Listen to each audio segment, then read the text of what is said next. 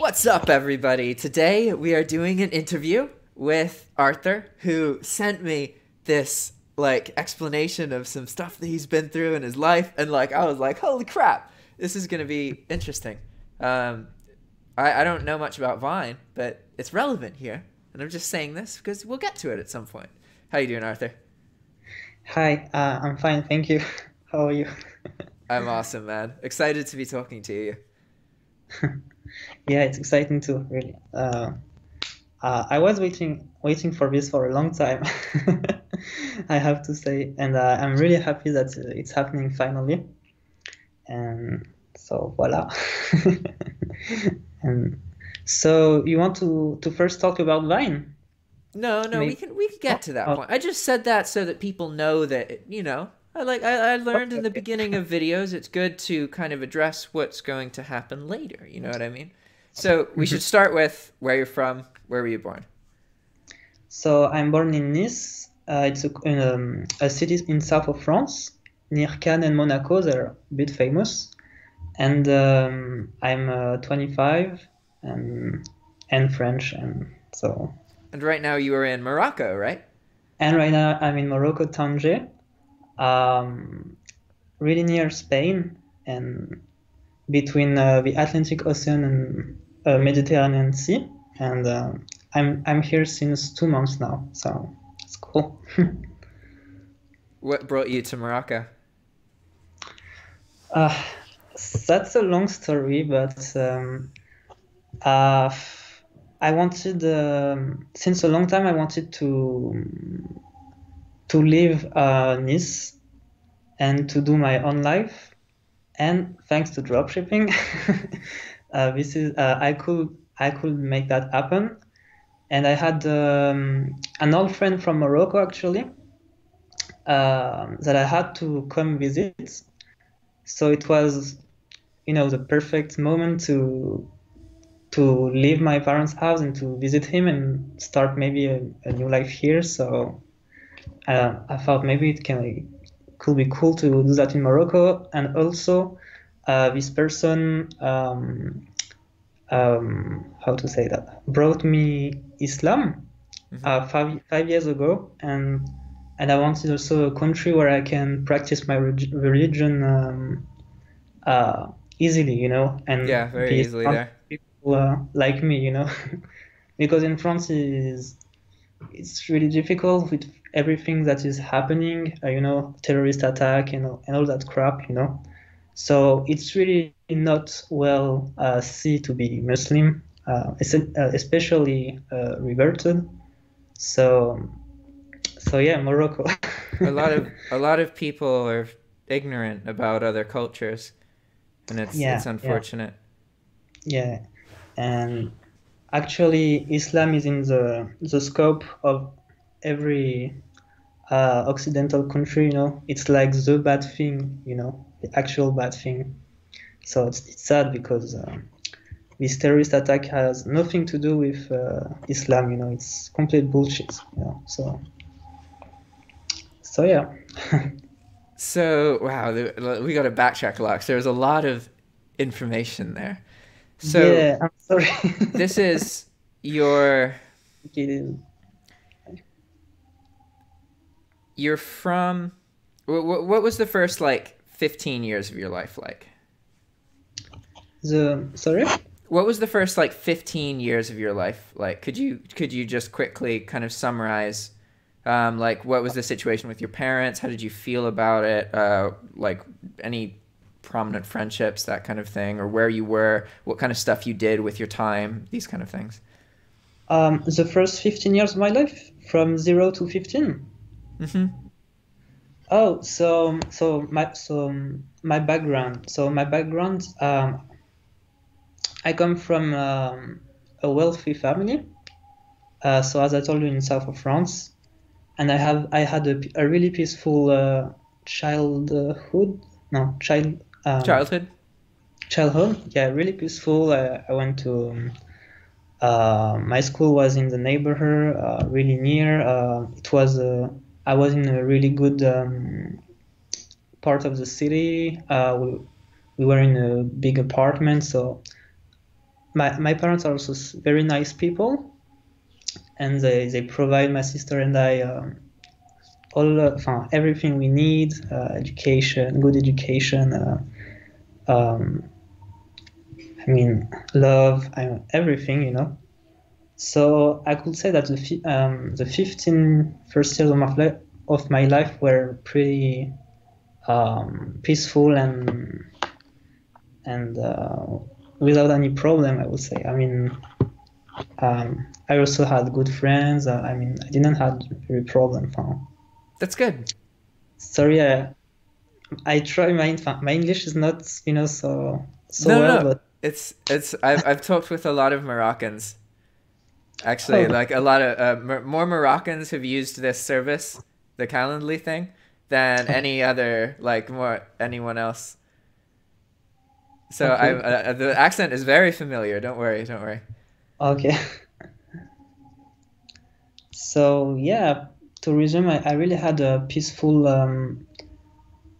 childhood. Yeah. And so you mentioned that you felt quite depressed at some point. So can you explain what led from, like, because as we grow up, you know, it tends to be easier to be happy as a child, but then things change, and then, you know, so what happened? So I think it happened when I started high school. So I'm not sure if it's this high school. It's when you have 15, 16 when it starts. Yep. Also, so that's high school. I started, you know, to find myself. I don't know if you can say that in English, you know. Yeah, find yourself. Yeah. When you're like doing a lot of different stuff and thinking about life and doing a lot of crap too. Like I started being bad at school. I started to hang out with friends. We tried marijuana. We start alcohol and all of that stuff. I wasn't feeling good actually because I didn't have like I mean, I don't. It's hard to explain in English, but you didn't feel fulfilled or like meaningful, or are those what word? Maybe can say like this. I didn't have really a goal. Maybe I felt lost. Maybe I felt lost. Mm-hmm. That makes sense. Yeah, and I was looking everywhere what you found with a lot of different stuff you can do, different people, and so yeah.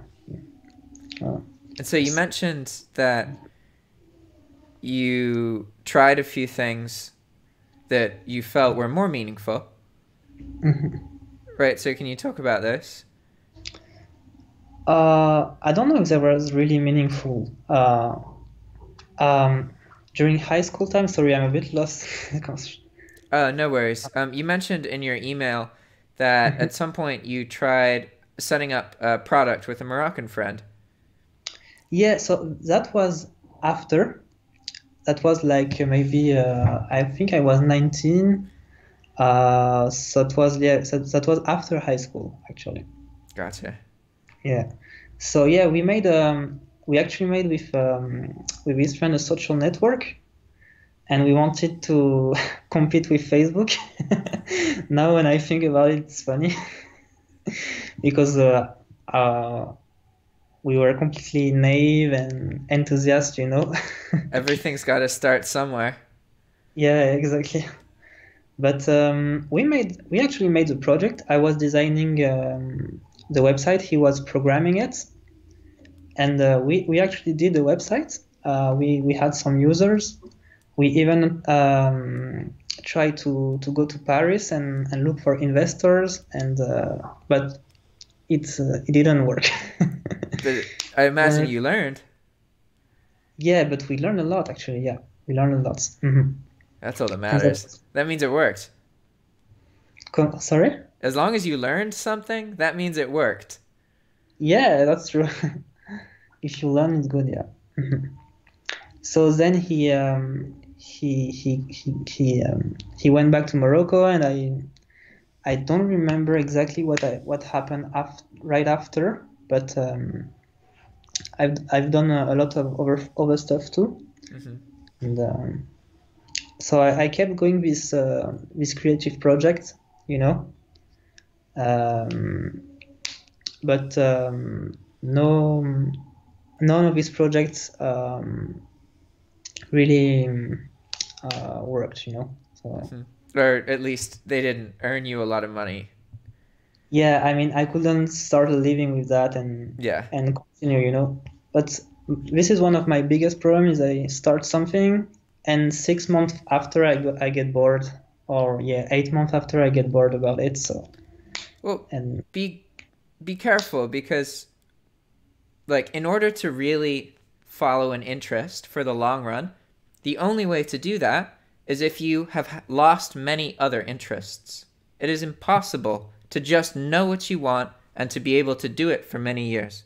You have to have faith in yourself and know that if you stop doing something, that means that it's time for you to do something else. Unless you really feel that that original thing is what is good for you, then you will do it again. So don't, because what you just said is just a judgment other people have, and don't let that hold you back, okay? Okay, thanks. Thanks for the advice.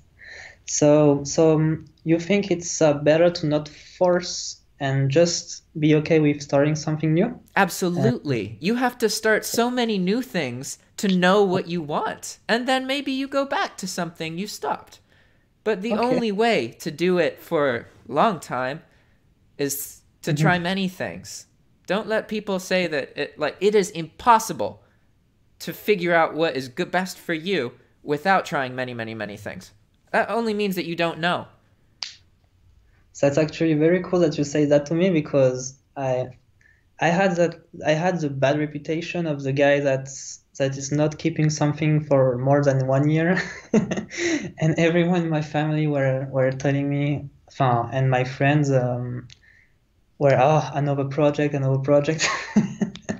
You are 25, right? Or right? Yeah. You are young. That is normal. That is okay. When you are older, it will be different. When you're 30 or 40, you will maintain interests longer. That's just how it works. Okay, that's cool. I feel better. Yeah. Okay. And I actually feel bored now about dropshipping. But now I depend on it because I have to live, my own life. So. Do you use virtual assistants at all? I had one that was working like 2 hours a day, 6 days a week, but then it didn't work so well. So now I'm looking for a new one, and because I want to spend less time on dropshipping. So I already post an announce in Morocco and I have some applications. So now I need to interview them and that's exciting. Yeah, that's cool, but I don't know if I should make them work at home or in my home, like set up a desk and they work with me. I don't know. Well, you have that option, and it's definitely like, if what you want is, you don't want just a VA. You want the VA to be the thing that introduces you guys, and then you interact, and it ends up like that you want some kind of camaraderie. So because like a lot of people, when they have virtual assistants, they just make the virtual assistants do things, but they could also be learning from their virtual assistants, and it's very important. If you have access to them in person, that's very valuable. So I would encourage you, maybe not there all the time, but maybe in the beginning when you are training them, you can get to know them. It is definitely easier to interview somebody in person versus over Skype. Okay. And do you feel it's not dangerous to make it work at home, in your home? Because I don't have, an office where it's separate from your home, here. Well, like, it depends how good your filter of people are. It as long as like you can't just let any random person into your house, but if you meet people, and also really if you are good to people and you do not give them reason to screw you over, most of the time they won't. Most of the people who have stories about being screwed over, they're not telling you the whole picture, and often, especially in a virtual assistant relationship, they were being abusive to the virtual assistant, often like maybe paying them less or saying that they would do something and not doing it, maybe saying they would give them certain hours and then not, failure to communicate. These problems are very common. Yeah. Yeah, human relation is really complicated.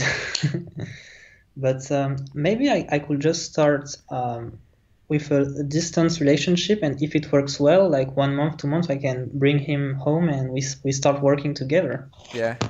You could also arrange to like meet in person. There are ways that you can make sure that the person that you hire is close to you, but maybe they don't know that they're close to you. But then it makes it more likely that if you have good relationship with them, well, they only live 30 minutes away. You can know this without them knowing. Oh yeah. Okay. Yeah, but so I saw in one of your videos that you had a virtual assistant in Morocco, right? Yeah, I'm thinking about him right now just because the way you talk, and like I'm like, oh, Ali's gonna love this. Okay, that's cool. Where he is in Morocco? I don't actually know where his hometown is. He's told me. I could find it in messages, but I don't remember at the moment.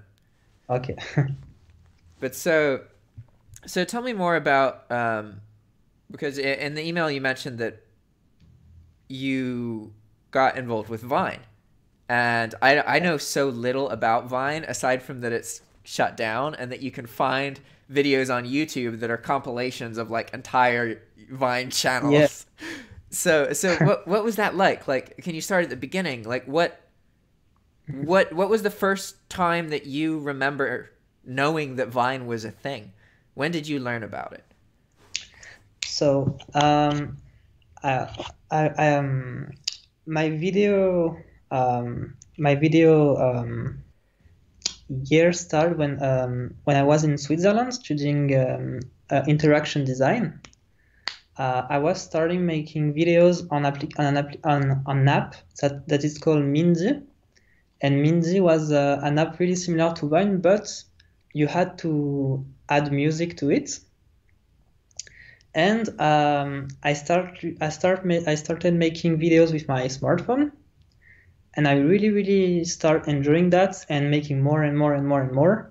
What kind of videos would you make? So it was really contemplating things. I was like, I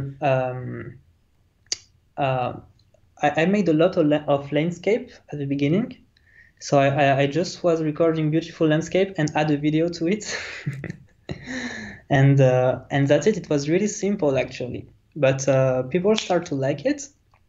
And you can actually, if you want to see these videos on the web Vine, because Vine kept an archive of all the videos, in other words, you still can see it. And so then I jumped from Mindy to Vine, and I don't really remember how I heard about Vine, maybe from a Mindy user. But Vine was a big thing. Mindy was just, we were like 1,000 users. It was really small. Oh, wow. So Vine were millions of people, and you had these crazy influencers with millions of followers, so it was really a big thing. So I started making the same videos I was making on Mindy to Vine, and I really start to invest time in it. Like I was 5 hours on Vine every day, and so and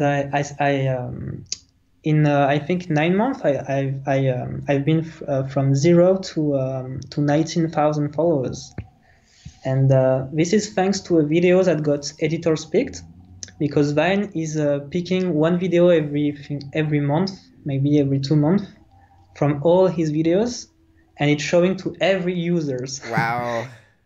Yeah, so one morning when I wake up, I will remember that for all of my life, I had like 99 notifications, it was crazy. And the video was looping, and I had like 1 million views maybe in one day or more, and all the people were following me, and it was crazy. So I think I've gained like 20,000 followers in 1 week thanks to that, So wow, that's crazy. That's so sudden. Yeah, that's so sudden. So it was cool actually. I was really happy because for the first time in my life I felt that something was working for me, So it was really, really cool. And the video is okay. Yeah, so for anyone watching, you can look in the description of this video, and there's a link to the Vines. Oh, really? Yeah, okay. You sent it to me in the email. So, I mean, the video doesn't exist yet, right? Because we're talking. But when they watch it on YouTube, there's going to be a link there. So future them will be able to access it. Cool. Okay. So, yeah, after that, I really kept working on Vine, and I wanted to. My goal was to be an influencer with that. I mean, it was I had something, and I wasn't making money at all. But I was wondering, if I can live with Vine, that will be so great. I mean, my life will be so amazing, Yeah. And but then the app started declining, and Twitter shut it down. So we all lost all our accounts except the very, very big users, because they were also on Instagram, YouTube, so they kept their audience. But the small one like me and others, they just lost everything. But I've gained a lot of experience doing that, and also in video technical skills, So that must have been devastating, man. If I lost my YouTube channel, that would fuck me up. Like, jeez. Yeah, I was actually depressed after that, to be honest. Really depressed. Yeah, I can imagine. Mm-hmm. But yeah, this is life. You have to go with the punches and just keep moving forward, no matter what happens. You have to keep the momentum going, whatever happens. And this is what is really hard with these platforms, eBay, Vine, YouTube, Facebook, because who knows when they will stop, When you invest all your time on it, it can disappear. This is the internet. I mean, everything is going so fast, I mean, that's crazy when you think about it. Yeah. So, that's why if you want to earn money online, you must have multiple income streams, and you cannot rely on one. I mean, you can make a lot of money on one. Like, there's people who do, but you could also live an easy, good, high-quality life if you just have a whole bunch of different ones that you earn, $100 to $200 each. You have 10, 15 of those. You can have good life in foreign countries. Oh, yeah. That's good. Yeah. But at the moment, I'm just dependent of eBay. But I thought, of course, of diversifying. But at the moment, I'm not sure what I should go for. So. Well, right now you are working on the dropshipping branch. With time, you will work on something else. Right now, if you think dropshipping is what you should focus on, that means it's what you should focus on. Yeah. But I thought about starting maybe Amazon dropshipping, but I'm not sure if I'm ready to start giving a lot of energy into something new that is dropshipping, and I'm not too. I mean, it was cool at the beginning because to be honest, I never had so much money. It was before dropshipping, I was working as a vendor and at an ice cream shop,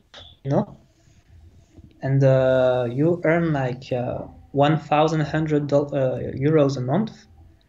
And with dropshipping, I reached a point where sometimes I was making like 300, 400 a day, So for me, it was crazy because I've never had so much money available, Yeah, it changes things. Yeah, it changed a lot of things actually. And so yeah. So how did you originally get into dropshipping? Actually, it's thanks to a friend. At the beginning I didn't want to start dropshipping, but he was in this Amazon eBay thing, and he was like, "Come on, Arthur,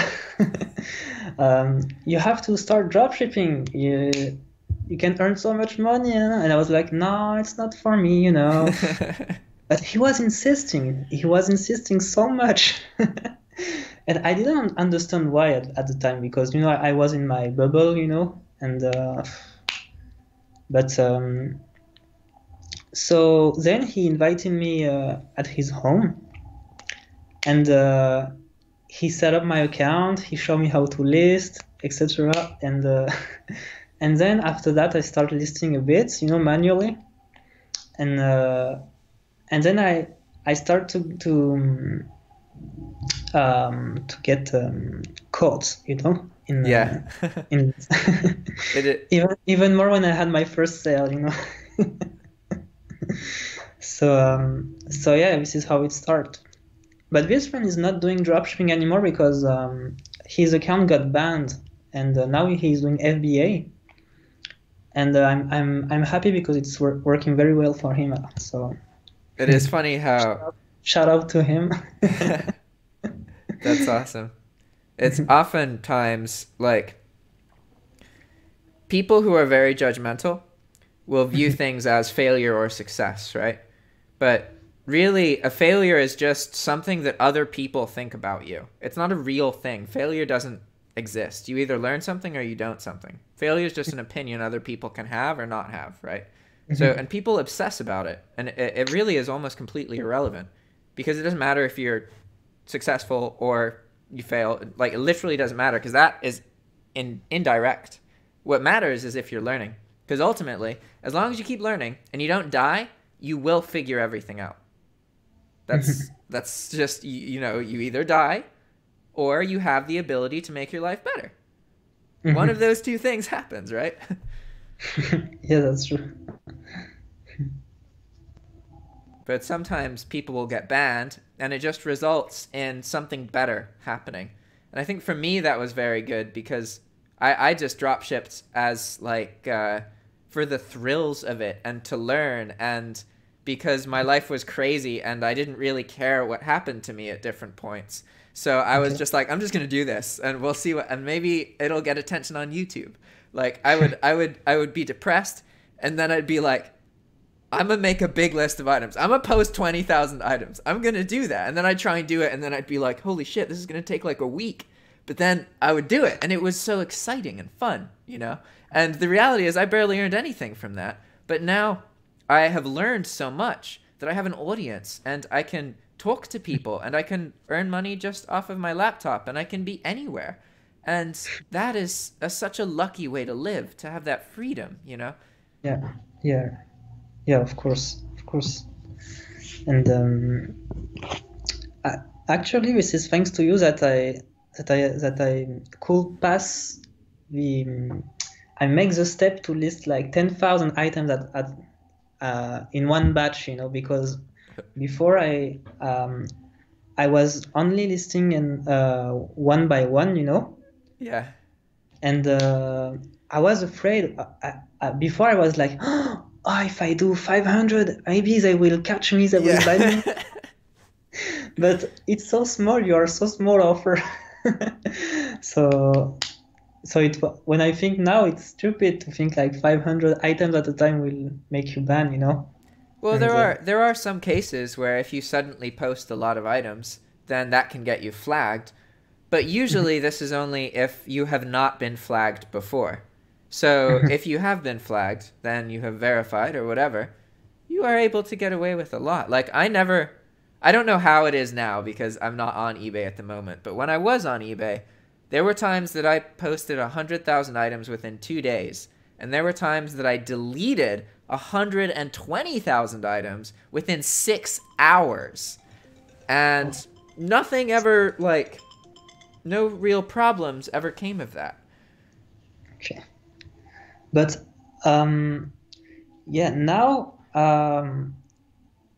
it's not really recommended to post like 50,000 in an hour because you have the duplicate listing, you know. Yeah. So if you don't have a strong duplicate, how to say that?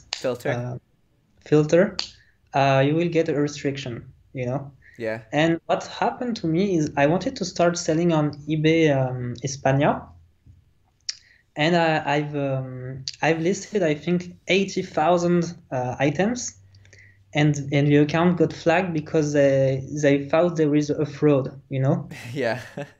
So they suspended me the table. So yeah.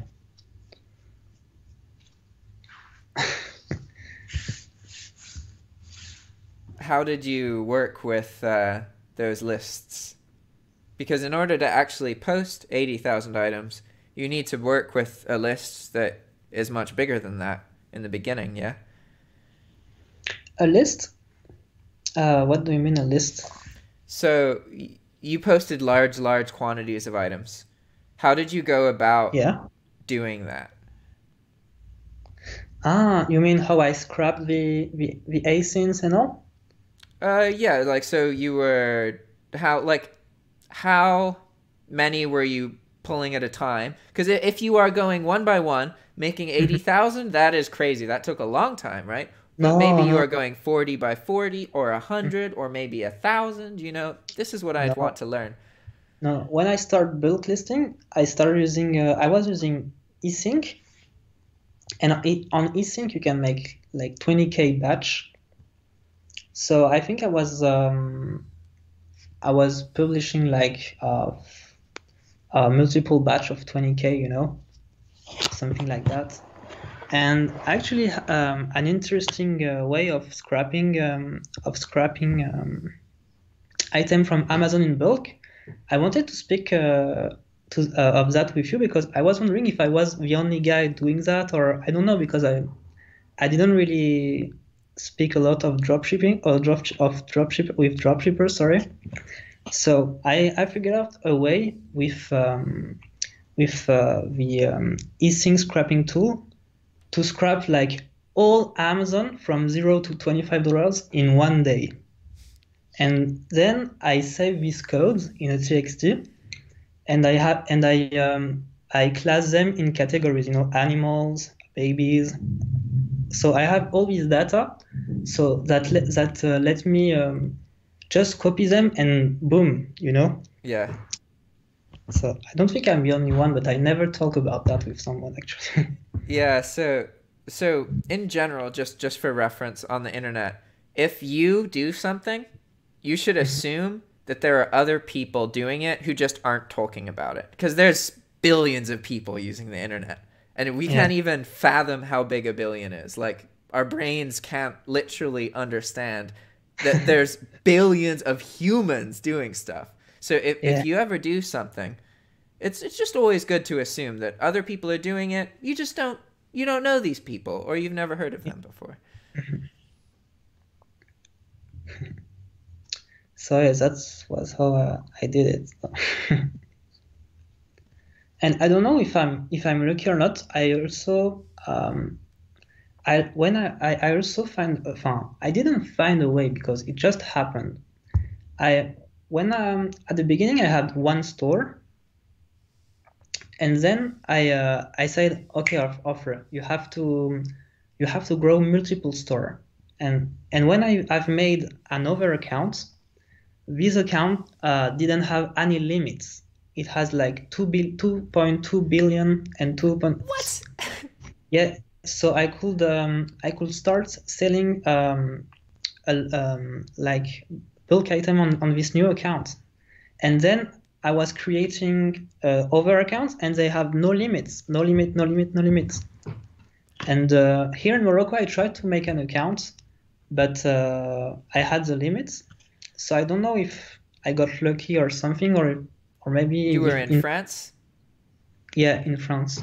Yeah, well, the different marketplaces have different, like, they all work a little bit differently. So what happens in one marketplace isn't true in another. Like, for example, you're in the European marketplaces, it's way more profitable to dropship because you don't have to pay insertion fees with a big store. Like, you just pay for the anchor store, right? And you had unlimited listings, yeah? Mm-hmm. Yeah, like, that's huge. If in my case, if that was the case, I would have earned like $90,000 in the year that I was doing bulk. But because I was in the US doing it, eBay earned all that money. Okay. But what happened is the problem was like all my accounts were linked, and they start figuring out that I was making new accounts and posting so much. So now after that they didn't let me post. I could get this account, but they were suspending the account immediately and restricting the limits. Yeah. So it wasn't so good after that, but at the beginning it was cool. So have you done much with like knowing how to have separate unlinked accounts? I've learned a bit about that, but I didn't try at the moment how to do that, because I'm not sure if I want to start spending time figuring out how to be stealth and start. I mean, of course, there is a lot of money if I go into that way, but I'm not sure if I'm interested in doing that, because I don't want to be like. I feel like sometimes that it's the cat. You are the mouse, and you try to escape of the cats. You know, if eBay is a cat, you are the mouse. Yeah. And I don't want to go into that relationship. You know, I mean, actually, eBay know what I'm doing, and at the moment that they let me do it, it's easier that way. Yeah, it's easier, and I don't want to make too much trouble. You know, I mean, if they don't want me to do it, it's their platform. So, I mean, I think when you start making stealth account, and it's not like of course you're not a criminal, but it starts to be. It's like, you know, it's like being a drug dealer. You know, you do it, but well, that is if you do it, you do it wrong, because as a drop shipper, you are already engaged in something that people consider sketchy. Obviously, drop shipping is not bad. People can use it badly, yeah. But drop shipping isn't necessarily bad. And the same as with stealth. Yeah. Like. Yeah. No. Of course. No. Sorry. I didn't mean that it's bad to do stealth account, but I just meant I just wanted to. I want to correct myself, because maybe because I don't speak well English. I can be misunderstood. I just want to say that when you start stealth accounts, you're starting to be like in the background. I don't know how to say that, but no, I understand. But what I'm trying to explain is that you can have stealth accounts that are like in your name. You are the same person. You just make it incredibly inconvenient for eBay to notice that. Okay. Like, for example, one of the reasons for this is that your name alone, your first and last name, is not enough information for eBay to flag you, because there are many people who have the same name. What if your name was John Smith? You know, there are many people, or something like this. You know, in each country, common names are different. But so, what they need two pieces of information to link it, at least two, right? They can't just have your name. So the name really isn't that important. but it's what you need to verify things, right? So there are ways to make it so that you have the same name, but it is different address. And it is your address. You can have multiple addresses. So what I'm just saying is that, yeah, there are ways to make stealth accounts where you use fake identities and this kind of thing. Yeah. And that is common. But don't think that that is the only way that you can do it. Okay. I actually thought it was the only way. No, as long as you register businesses properly, you can create separate entities that are legal, and eBay cannot tell the difference. That is doable. It is absolutely doable. It's not as cheap as using fake information, but in this case, whenever something goes wrong, you can prove you are who you are. You can still keep your moral integrity in check, and you can know how to have unlinked eBay accounts, because then you can be stable, and that's very important. Okay. But maybe I just wanted you to understand that there are ways that you can do it in a way that works for you without having another identity. And okay, I understand now. Okay, so that's interesting. Okay. So was there how long have you been dropshipping? Since February last year, so not even a full year at the moment. So okay. February 2018. So it's like 9 months, something like that. That's very unusual to be able to make a difference in your life that quickly. Yeah, that's true. Yeah. And it was actually really when I started, it was like I had to. I mean, I don't know how to say, but I had to make something happen. I had to, and I had to change my life, because I was like 24, and I was still at my parents' home, and I wasn't happy at all with my life, actually, and I really wanted to change things. I started reading this motivational book, doing sport and having good habits and stuff, and I really worked hard to get where I am today, and I'm really happy that it worked. I have a lot of things to deal with now, but at least now I'm in Morocco in my own apartment, and it's good, Yeah, to be able to live your own life and to be able to do what you are interested in. It's the point of being alive, Yeah, completely. And what I love about being in my own apartment is that you are in your own environment, and you don't have it's how to say that, you're not influenced by others people action or think, because if you live with someone that is really negative, as in he will influence you, even if you don't want to.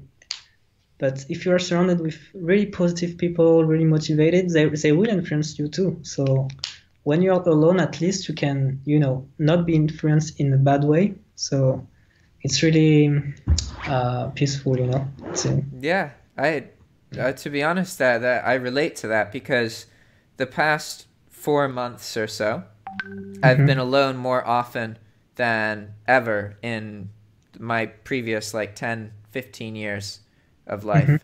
And it's enabled me to take much more control of my habits, like when I go to bed, when I wake up, this kind of thing.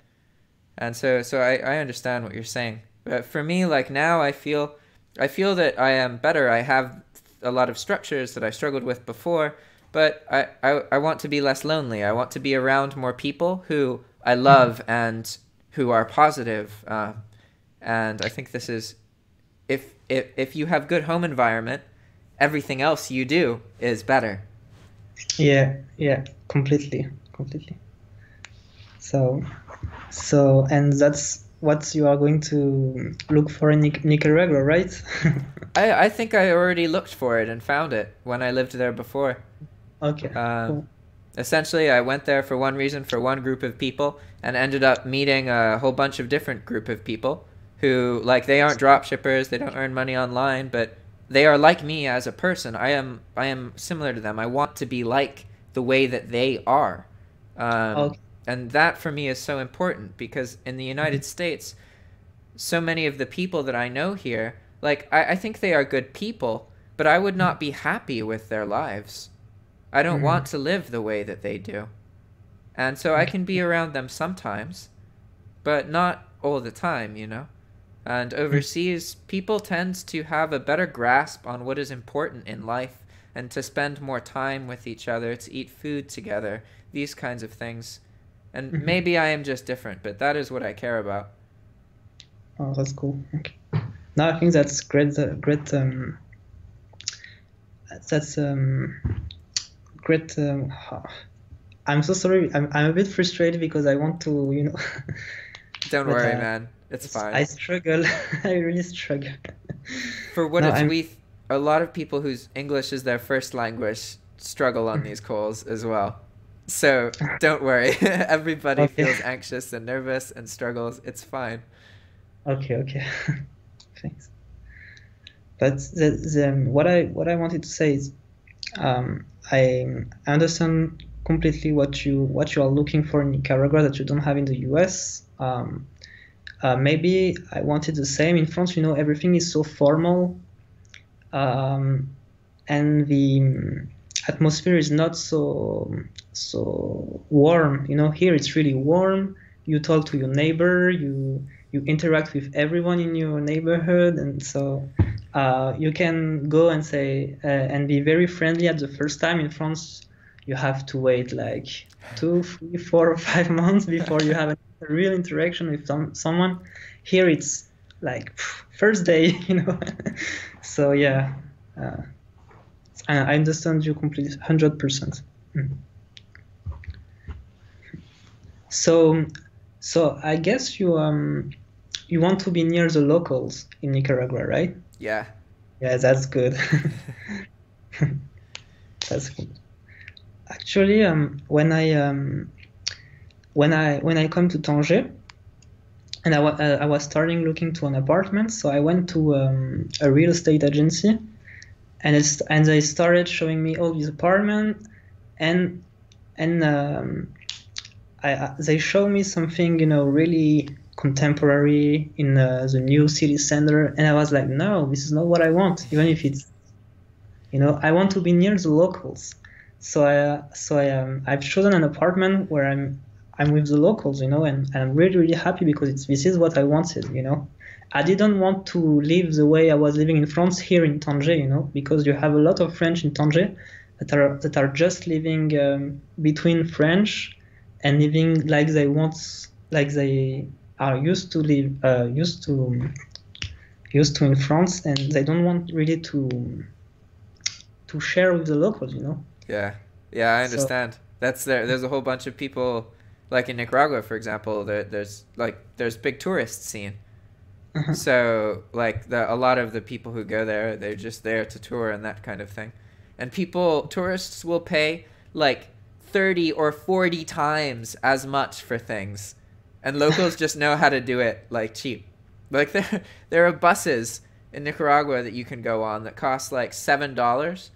And a lot of tourists will drop like $80, $90, $100 to get just as far. And it's just like, wow. Holy shit, you know? Okay. Wow. That's, yeah. I actually feel very fulfilled to be around locals and try to be with them. It's really an amazing feeling, actually. But I really need to learn Arabic because actually in Tanger I do not speak so much French. So I had to start Arabic. Darija? Darija? Darija? It's the local, it's Moroccan Arabic, right? Yeah. Yeah. I still don't understand, like, if there's Darija and Arabic spoken in Morocco, or if Darija is the dialect of Arabic spoken in Morocco. I'm not sure to have the right answer, but somebody will comment and answer, so it will be fine.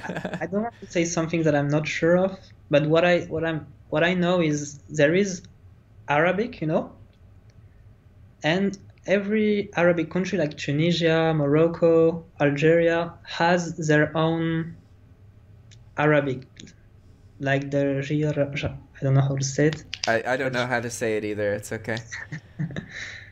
But that's all I know. But maybe they have multiple Moroccan dialects inside Morocco. I don't know. So what you've been in Morocco now, so you visited before and then you came back and you've been there for 2 months, I think. What did you say earlier? No, I've been there since 2 months. But first I visited my friend. He's in Salé. Different place. Yeah, different place. He's in Salé. And then with him so I went to his place Salé, then we visited multiple areas, and then we go to Tanger, and then he get back to his home, Salé. Gotcha. Mm-hmm. That's exciting. This has been a really cool. I don't mean to take any more of your time. It's been over an hour, so we should or almost an hour, so should probably end this soon. But it's been a pleasure speaking to you. It's really interesting. So it was a pleasure too. So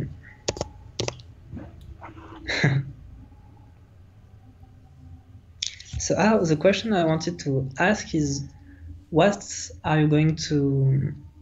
is your next, next project you are going to work, like that you are going to be focused? Is it YouTube, Udemy, both, or something new? Oh, so okay. I've always dreamed of having all day free and just being able to work on whatever projects I want to work on and my friends have going on. So one of my focuses is to identify existing passions in other people and work with them, because I often find that I do not like to convince anybody that they should do anything. I don't like that vibe at all, because often you can try to convince them and they will tell you they will or whatever, but then it is not from their heart, so they don't end up following through. Whereas if you work with passions that people already have, they are already doing them. So it is much easier for me to be like, okay, what can I do with this other person? And I don't have to worry about them stopping, because they are already doing it, And so YouTube and Udemy allow me to just learn things and make what I learned more accessible. So I just make it into smaller chunks, right? So my philosophy is that, okay, if I took like 100 hours to learn something, then I should make it the main things I learned accessible in like 10 hours. And then just leave a trail of that behind me as I go from one interest to another. But ultimately, YouTube is what creates the traffic and gives me fulfillment and happiness. Udemy is what allows me to monetize what I'm getting from my YouTube channel. Because I make so many videos, that makes me more talented and puts me in a position where I can make something that I can sell. And so the goal with Nicaragua, where I'm going to be focused on earning most of my money, is through YouTube and Udemy, specifically on YouTube, by making more content with other people and hosting groups. I believe that I can help people connect and have conversations with one another, specifically about dropshipping. Like, there are not many regular shows where there's 3 or 4 dropshippers talking to one another. This is very uncommon, you know? So I know that I'm in a position where I could set these things up. But then on Udemy, I don't want to just, all of my money right now is from a dropshipping course, but I don't dropship anymore. And I don't like that. I want to earn money from lots of different courses about lots of different subjects. So I am working on, I have a YouTube course, I'm making a Udemy course and course about computer skills and course about living with people and roommates, that kind of thing, people skills basically. But okay. I'm just trying to make as many of these as possible. And then as I learn more in my life, I just throw more information into the relevant course. Okay, that's interesting. Okay. So, and this interest can come randomly, like... Yeah, that's why the free time's there. Okay, that's cool. So, to be honest, the things that I'm most excited about are, I've been obsessed about bees and beekeeping for the past, like, 2 weeks. So I really want to make, like, a beehive. And I like to garden, and I love to cook and that kind of thing. And I love having both projects that I like to have a project that I work on for maybe 30 minutes every day, like YouTube. But then I also like to have much smaller projects. Like, okay, today I will spend 3 hours cooking this food. Or today and tomorrow I will build this. You know, these kind of things. It is best to have both, because then you can always just be doing what you want to, you know? Yeah. Okay. So I'm really interested to see what is going to happen with the bees, and you know, yeah, that could be very cool. You know, I actually love bees and honey, and there is a lot of articles that make me anxious about, you know, if we don't have the bees, the earth is going to stop, or it will die. Everybody must make more bees. Yeah. So it's cool if you invest in bees, you know. Cool for yeah, in Nicaragua, I think it will be a cool part of the world to do that, you know. Yeah. So that's cool. Okay. All right, Arthur. It was awesome to talk to you. We'll talk again at some point, okay? Okay, with pleasure. And good travel in Nicaragua, and best wishes to you. You as well. Buena suerte. Thank you. Ciao. Bye.